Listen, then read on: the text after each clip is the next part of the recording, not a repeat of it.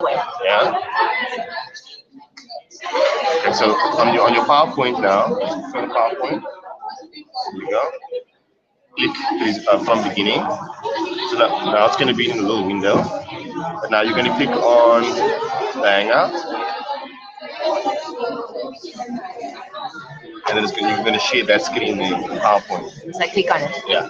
Double click. Share. Yeah. So let me just resize this window for you. So I did. So this is what would happen. There would be questions here. This is what the students are seeing now at home, right? Okay, good morning. We are, I'm learning quickly the live thing. So if you can open your text, yes, open your textbooks at chapter 16, verse 16. Ons gaan 'n bietjie gesels. Internasionale ekonomie, international economics. I'm just here we go.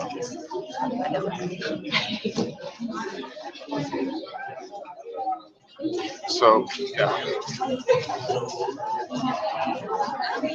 I don't know what's up with this computer. Okay, whether you want. Yeah, but that's the presentation. Yeah. And then the questions that the students ask at home should pop up here, but I don't think there's going to be anybody. Okay. I'm going to be again here. That would be great on Wednesday. Yeah, Wednesday. Okay, well, this is Thursday timetable, but we also have class. We have it then at it's 3 o'clock. 3 o'clock. I'll be at 3 o'clock. Yeah. Okay, so you can just put it as normal. It's recording, and okay, so it's recording now. Yeah. And then at the end. We just close it. Okay, so that's it. Thank you very much. I'll see you on Thursday. Yeah, see you the YouTube stream is live. Gaan jy weer Johan?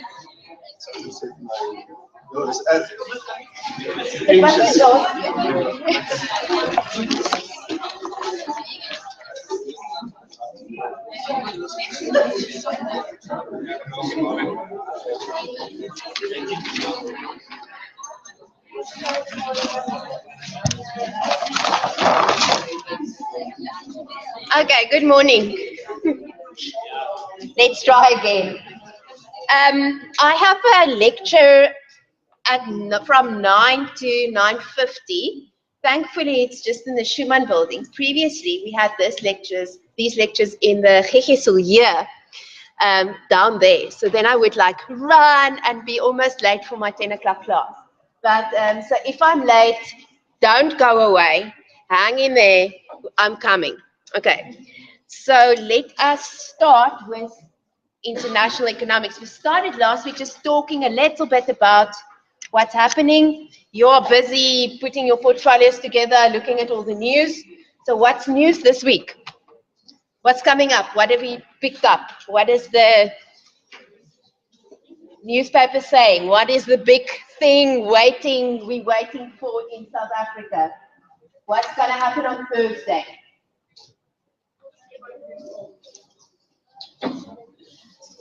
Big decision. Oh, I got it here.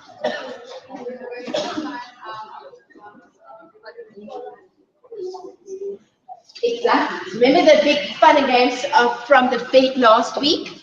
The Federal Reserve from America announcing that the rates increased, eh? Did you see? No, they remain unchanged. Got you. All right. They remained unchanged. The Federal Reserve did not increase the repo rate of their repo rate, their interest rates. And that has implications for our decision this week. So in international economics, eventually in the finance part, we want to see why is it important? How does it work that the interest rate in America has an impact on South Africa? And I said some of it last week, but we're going to drill down. Right. But now, step by step, we need to get there. So step number 1 is to see, and you see in your textbooks, if you open at chapter 16, international trade. Now, I call, we're doing international economics, which is chapter 16. And then I call 16A international trade. You see, that's the first part. Now, the textbook doesn't say A, but I just used A. or part one of international economics. It has to do with international trade. Now, I want you to think trade. What does trade mean?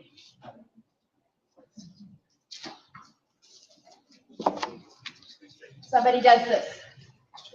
Exchange. Okay, so if we talk international trade, what would be exchanged? That would, yeah, that has to do with all the goods and services that we trade between countries. Right? All the goods and services traded between countries. That's basically it. And not only goods and services, also factors of production. Those are the three things. Goods, services, and factors of production. So now, just as a side, all of that we can see by looking at the balance of payments, the current account. The current account, the trade account, and the current account would show me this. Okay, so I know because some of you are already thinking portfolio, some of you are already reading the news and seeing these things, so where does it fit in? But we'll do the balance of payments where we can see what's been happening with what is happening in international trade in section B, right? So section A, then, we look at the trade in countries. Now, the newest World Trade Report, the 2014 version, is available at the moment online. I actually should put that on the Sunlearn page for you. I will do it. You're not required to use it, but it's a very nice source where you can go to if you need to get any statistics in terms of trade, what's been happening in world trade. It is published by the World Trade Organization, so it gives you a good summary. So what is currently happening in trade in the world? I extracted this out just so that you can see. Growth in volume of world merchandise exports and GDP. So what is interesting here is to see that we have over time from 2005 to 2013, what they show here are the exports. You can see the blue bars, and then the GDP. And we can see what's been happening, and this is growth figures. So always see what are they saying. It's not the volume, it's the growth. Right? So the increase or decrease in the exports globally from one year to the next. Annual percentage change. Always think what you see, otherwise you interpret it wrongly. Coupled with that, we can see what the GDP growth was. And what we see is, can you see this big dip? Obviously 2009, what happened there? There was a big recession, okay, after the collapse with the financial crisis in 2008, 2009. We had the big collapse. Recession means, now we don't know what comes first, but in that period we had very low exports. Obviously there was low growth. So somehow it seems like these two always go together in a way. Thinking again of the question we had last week, why would it be harder to grow without trade? Because the world in the globalized sense, we need those bigger markets and we need to export our goods. Sorry. Then in 2010, can you see this big change? Obviously, it's a percentage change from the previous year. So if you grow from minus something and you get into positive, it makes a big difference, right? So we had that positive growth, getting rid of the minus, and now we have positive growth, but you can see that it's been slowing down.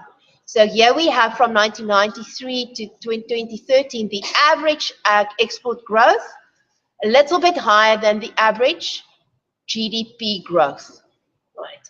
So what we see is when countries grow, they will export more because they're producing more goods and services to the other markets.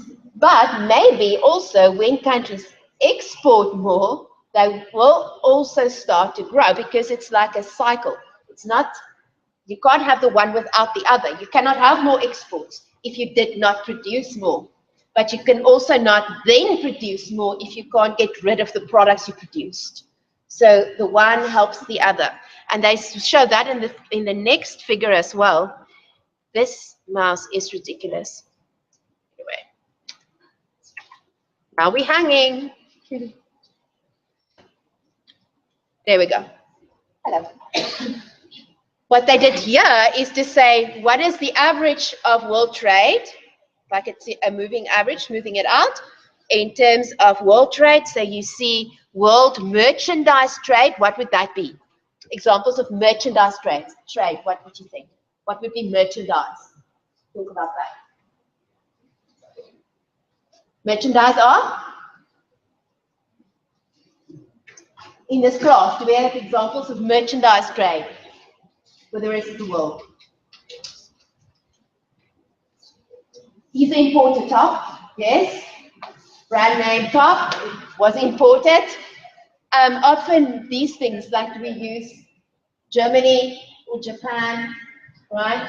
I think this little one, sometimes textbooks, this one is South African, but some of your other textbooks would be imported. Merchandise means goods. Goederen. Okay, this we find, and if you can remember this we find in the trade account of the balance of payments.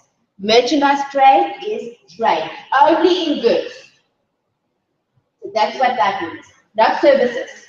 Services is big, trading services are big, but this is just the goods, okay? And then that's the blue line, and then the middle line would be the trade growth divided by GDP growth.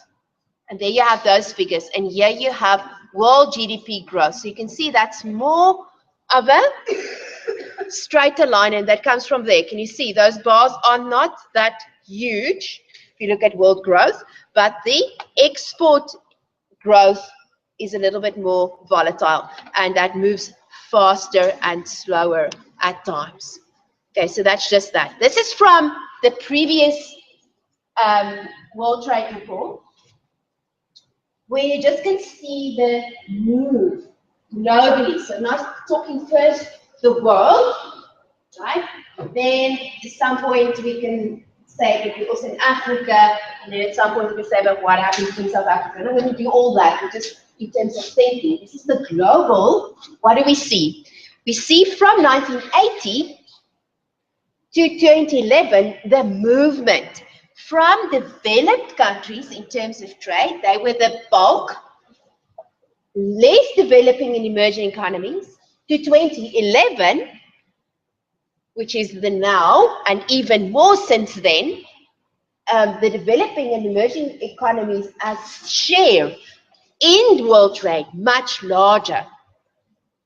And part of that led, the opening up led to these economies also being able to grow more, and then being allowed in exporting more, importing more, especially the export and import part, that you have that trade between the countries.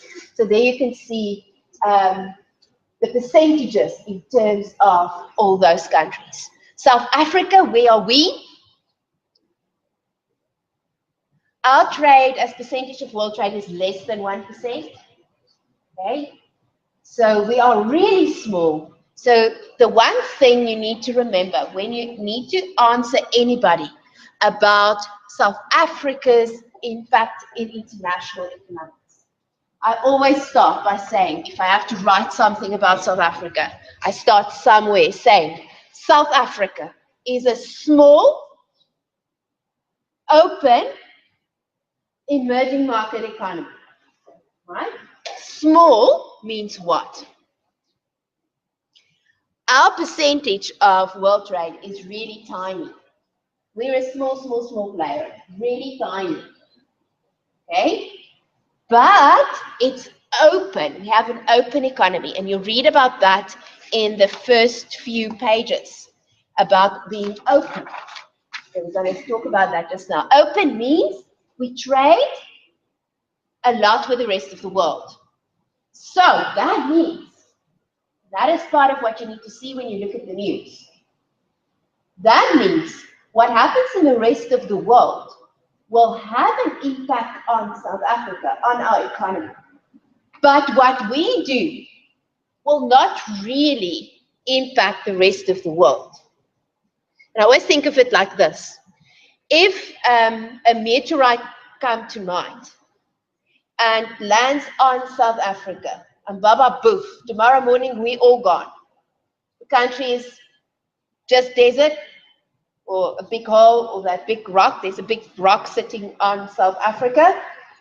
The rest of the world's going to be on the news for a little while, and they're going to say, oh, nice thing happened there, bad shame. We will miss them, bye-bye, and in a week they will have forgotten, sort of. They're not going to feel it in their pockets. You know, some people will be concerned and they come and do exploits and research and stuff like that, but are they really going to miss South Africa's contribution to the world economy? Yeah, they'll be sad about the gold and so on a little bit, but not really much. But what will happen, I mean, I'm exaggerating, of course. What will happen if during the night, the US, China, and Europe is wiped out? And tomorrow morning we wake up, we will take notice for years and years and years to come. We will suddenly see things disappearing from our shelves, and things we use, and things we buy, and the growth rates, and all that. It will be a totally new way of doing life. We will notice it. So if South Africa changes our interest rate, it has a little impact, but not that much. If the US changes their interest rate, it has a big impact on us. Okay, and that is the difference between us being small and open, right? So always remember that. That's where we fit into that box, but we also potentially can have a greater share to our ability. But we are small, we are not many people, but we have a lot of resources and things like that. And we bring all this together when we talk about the growth potential of South Africa in the last chapter that we're going to do. This is just looking at from 1990 to 2011. If you look here, I'd like the visual of this. What happened? The share of total trade between the geographic regions in world trade. The thickness of the arrow shows the volume, right? So you can see that was in 1990. So you see the biggest there, North America, Europe, and then also North America, Asia. You see those, that one is really large, and then you see these tiny ones, so on. That changed. You can see there's a movement, that little less, now this much more, these more. Can you see the thickness of these lines have been changing? So to Africa as well, from Asia and North America, now more, where normally usually was only Europe. And that's true for South Africa as well.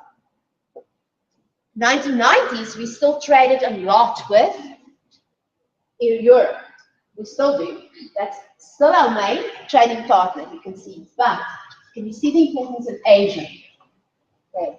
And then also North America, and us being part of BRICS, bringing the Americas and the Asian influence, India and China into the mix, right? Especially China. So China now top in our trading partners. We'll have a look at that.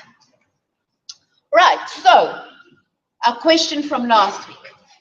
Without international trade, can we grow? Yes. Can we grow a lot? With difficulty, all right? So how does it look? South Africa was allowed back in 1994 basically into the world economy after the transition towards a more democratic setup, like you all know. You know the history of all that. Before that, from 1985 to 1994, with the sanctions and the debt moratorium that we had, we actually had very, very little interaction with the rest of the world. So since 1994, we see that that has been changing. Right. Who are we trading with? We want to know that. Trading partners, I talked about that a little. We'll have a look at that now. What do you think? What do we import and export? Those are the questions. What are the main things we import? What are the main things we export? Because that says something about the structure of the economy. That says something about our growth potential and the gains we can get from trade with the rest of the world. So we'll have a look at that. What is globalization? Quickly tell me that. It's also in the book. This is sort of an outline of where we're going to get. What is globalization? So you guys are normally good at those things. Who wants to try? What is globalization? How would you define globalization?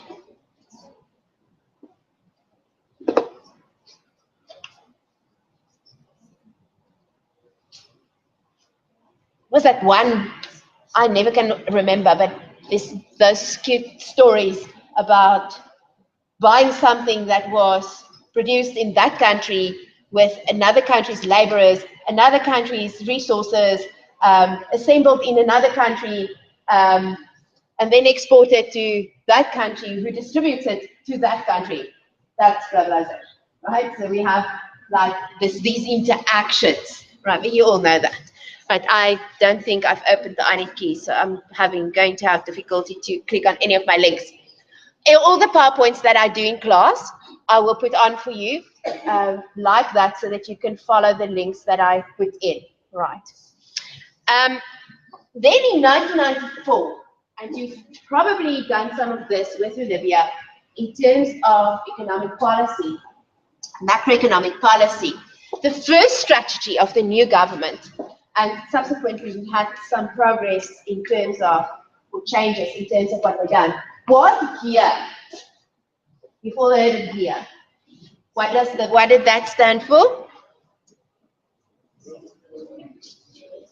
That was nice because that had to do with the 5 macroeconomic objectives. That's actually cool.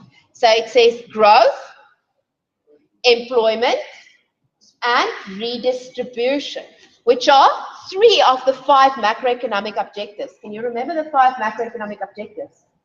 Have you ever done those? Okay, the first one is economic growth. Then we have we want full employment, right? Then in order to get that, we need the stability in the money market. So we're looking for price stability or low inflation, right?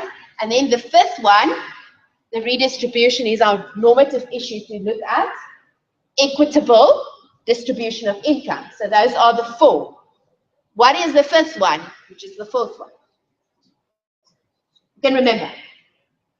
This is where we are now.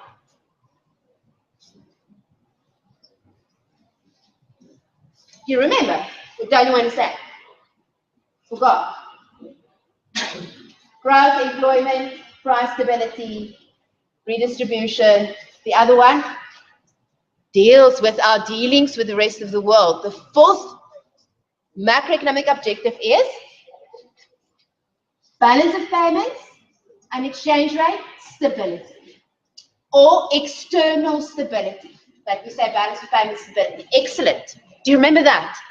That is what we're looking at. So now we know, balance of payments stability. But what does it mean? What is the balance of payments? What is stability? We're getting there.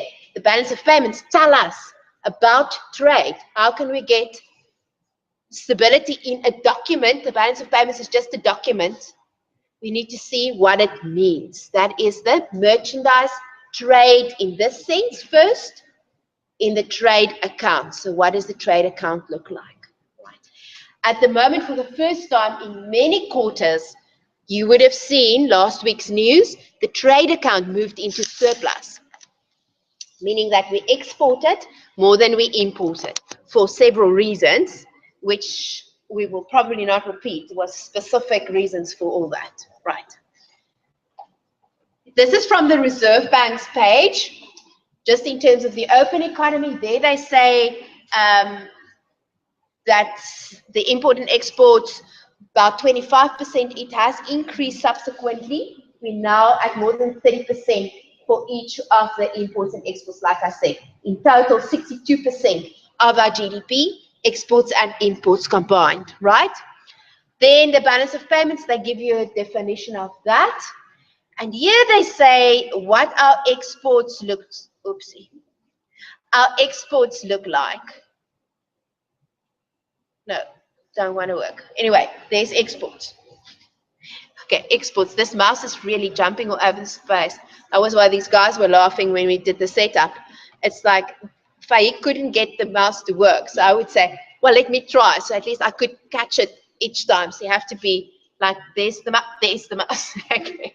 So anyway, so our exports, what do we export? Minerals, platinum, gold, coal, iron ore, diamonds, manganese, right? And then that next sentence has to do with reading into the news what is happening. So you would read in the news that commodity prices have been decreasing. Okay, you might see that in many of the articles. Why is that important for us? Because the economy is very vulnerable to changes in demand and prices in the international commodity markets. If that is what we import or what we export, these things, it means exports, the export value is the quantity we're exporting times the price. That's the value. Remember that from Mr. Burrows in terms of output. The total revenue, remember total revenue for a firm? That's the same thing here. The total revenue from exporting would be the price times the quantity. The quantity is the volume of exports, and the price, that gives me the value in the trade account, right? So if that price changes, it drops. It means more people might want it, but we need to sell it at lower prices. Okay? And that means the actual value of exports might decrease.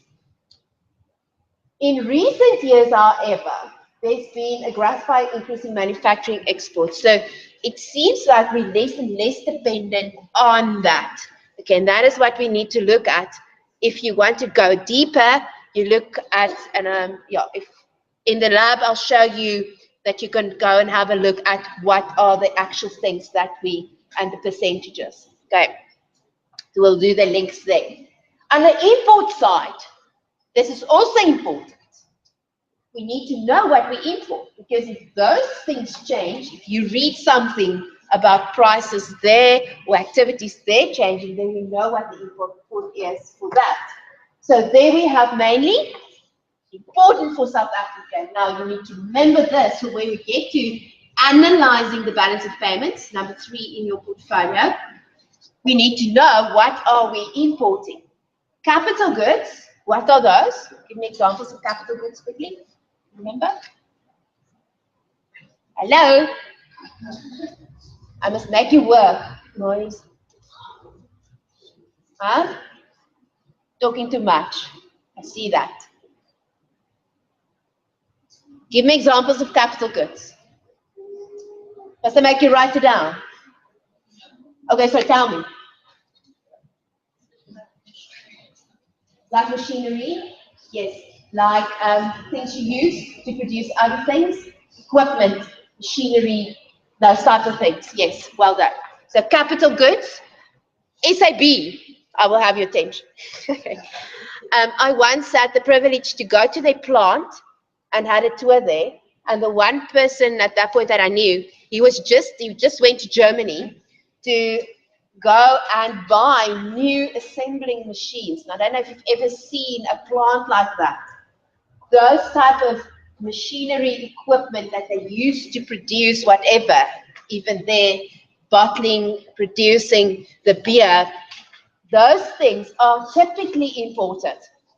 And a lot of that from Germany. So that's why sometimes we have these surges in our imports because the companies expand and they replace their old equipment and machinery. So this is real things happening, okay? So capital goods and then intermediate goods. What are intermediate goods? Example of that. It's not capital goods and it's not resources and it's not final goods. What would it be? Intermediate goods, what are those? Give me an example of that.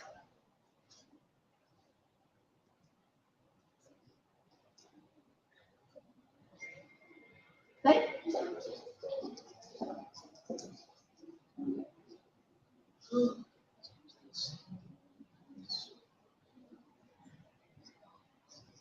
Okay, goods in the production process that's not completely final goods.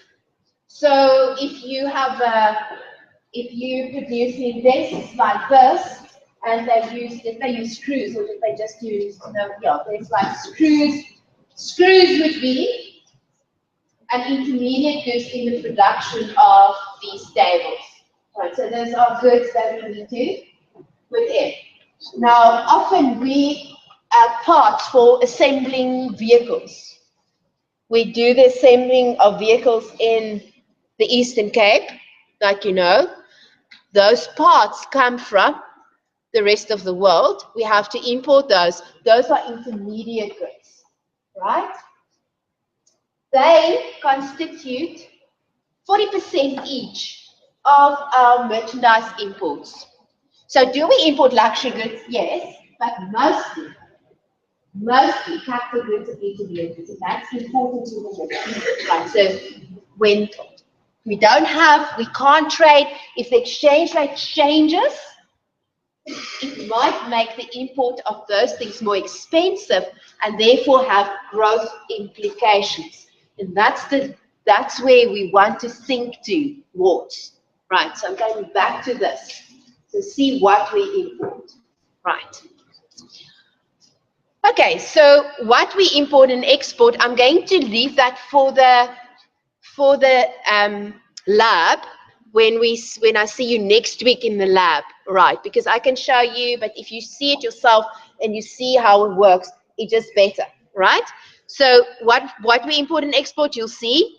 Who we import and export with, I'll also visually show you, but we know mainly Asia, Europe, and then to a lesser extent, Northern America. But Europe and Asia are main trading partners there, right? Okay, then now we need to answer these questions. And this is where we're going. So for the next 2 lectures, we'll spend time on that. How do nations know what to trade? That's the question. How do they know? How do we know? How did Hong Kong know what to do? And Singapore, not having resources. For us, it was like, okay, we export our gold and our iron and stuff like that, which we produce, right? So for them, it wasn't as obvious. So what could they bring to the mix? That's the first question. Then we need to ask, how do governments intervene in international economics or international trade then specifically? What do they do? What are the things they do to prohibit it often? Okay, the question is also why. We're not going to delve into that yet, but those are issues that are on the table. Okay, why do governments do that? Then who regulates the international trade? Do you know? Who regulates international trade? Is there anybody? WTO. The WTO, World Trade Organization. In box 16.1 in your textbooks, write that down. There's a gray box. That box explains the 3 institutions overseeing international economics in general. The WTO has to do with trade specifically, obviously. WTO, World Trade Organization, right? The other 2, as the World Bank is sort of halfway, but more towards the financial implications. So we have the World Bank and we have the International Monetary Fund. Monetary Fund, obviously the financial part. So that's more with the finance, international finance, the flows of financial transactions between countries, which we'll look at specifically when we do the exchange rate and the balance of payments. Right. And then we'll just have a few words on South Africa's trade policy. Okay. Can I see who of you do international studies or international politics? Okay.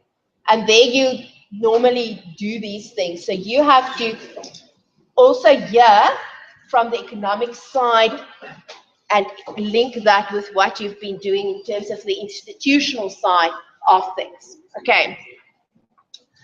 The current picture in South Africa is recorded in the quarterly bulletin. On Sun Learn, if I haven't done so yet, I will. I think I did actually. Yesterday, I forgot my computer at home. You would not believe it. Now, my computer, I use my laptop at home and at work with docking stations. So if I leave my computer, I leave half my life behind. Everything. So I work the whole day here on other computers trying to get things together. So yes, I'm not sure what I did and what I didn't do, but I'll go check it when I go home and find my computer again. All right, so in the quarterly bulletin, about, I think I wrote there, otherwise I will, about page 30, it talks about global developments, right?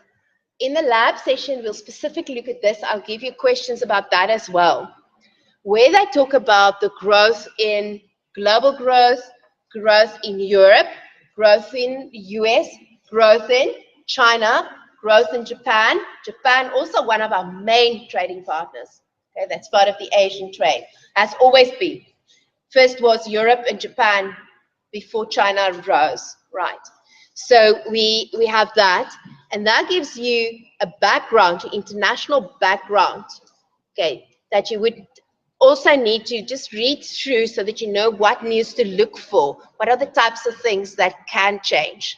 Okay, so that's up to date for up to now. It was released only last week, like you know. Okay, so that's what you're looking for. Foreign trade, and oh no, if I click there, it might take me there. Let me see. What was the idea? Yes.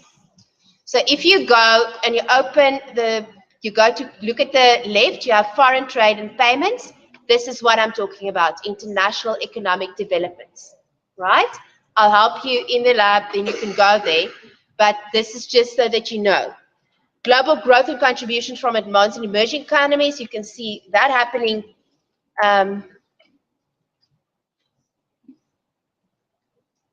There's all the different countries. Then it ends, just this section. It ends with the international crude oil price. Why is that important, do you think? Why would that be important for South Africa? The crude price, crude oil price. Where do we use the oil price? Why, if you open any news site, you will see the exchange rate figures. Have you seen? Because you've now been recording them. Did you see? There's also the oil price and the gold price. Did you notice that? Why do you think the oil price is important? Also always ask the why question. Why bother? Why are people so concerned about this? Do you use oil? Yes, in terms of the fuel you put in your car, in terms of paying for the airplane ticket, in terms of your transport is one big thing. Plus, in all production, every single thing we produce in some way or another would use this, right? So that is a big part of our imports. Okay, the penny starts to drop here. You see, there's these things happening. That's why it will impact the South African economy. So if we say we're small open, oil price drops tremendously. Is that good for us or bad? For us, that's good because we pay cheaper for our imports, right? That's part of the reason that the trade account, come, I'm helping you with number 3 already in your portfolio, that the trade account was in surplus. Because part of the reason, can you see lately, from 2014, in 2014, how the oil price actually dropped.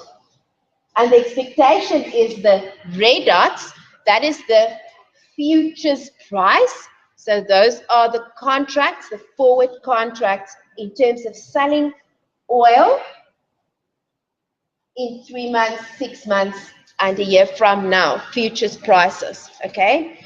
We'll do that also in the finance section, but that shows you. Spot means the now price, the daily price, as it is. In Afrikaans is dit die kontantkoers.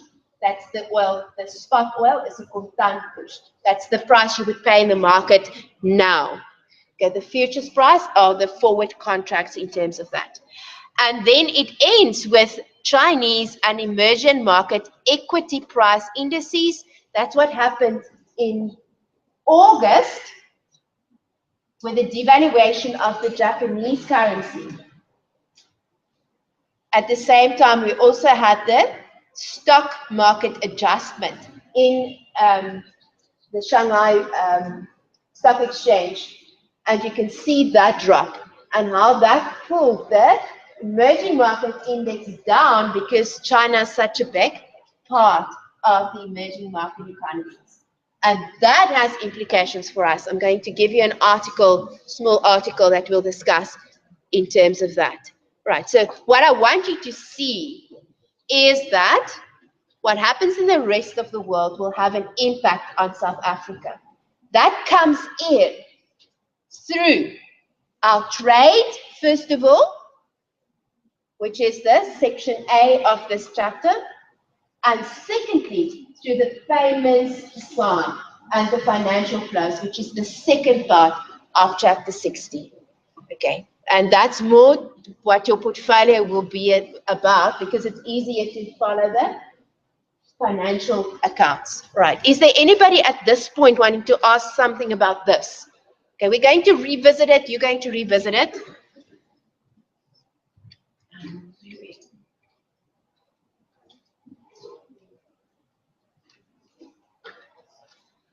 All right, so we can say, why is international trade important for South Africa? And that's basically your first section.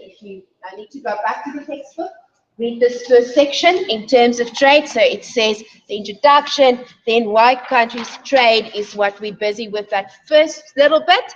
And that starts with the theory. So actually we just did the first introductory page sort of thing. But it puts you in context of where we're going. We have very little chance of growing in isolation. It's hard, like you saw, the policies we'll have to do would be inward looking and it won't necessarily generate exuberant growth. You can grow very slowly, but it limits you.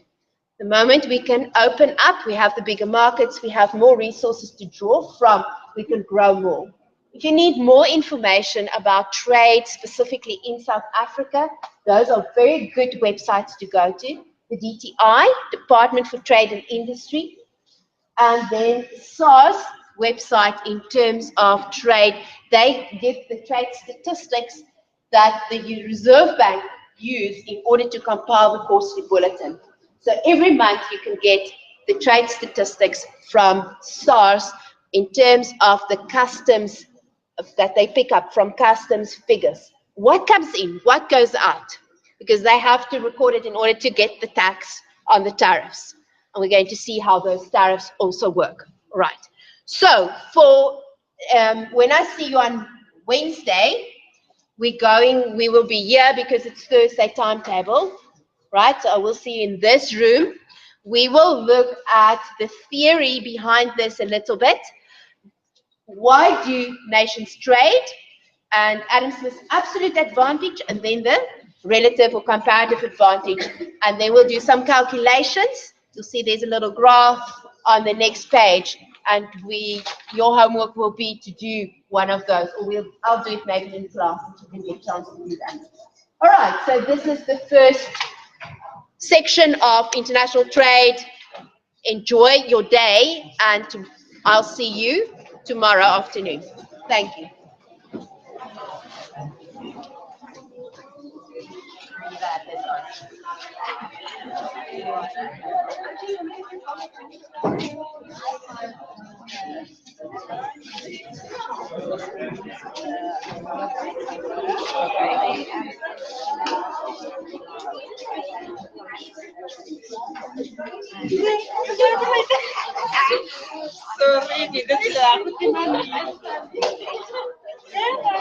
Hey, how are you?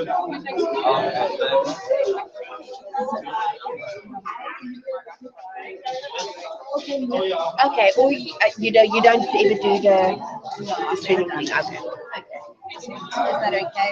Well, yeah. I'm so sorry. No, that's all right. You don't have someone in class that can show you. Yeah, I can just find out. I think so. And then if there's anything you don't understand, then Okay, thank you so much. thank you. Thank you.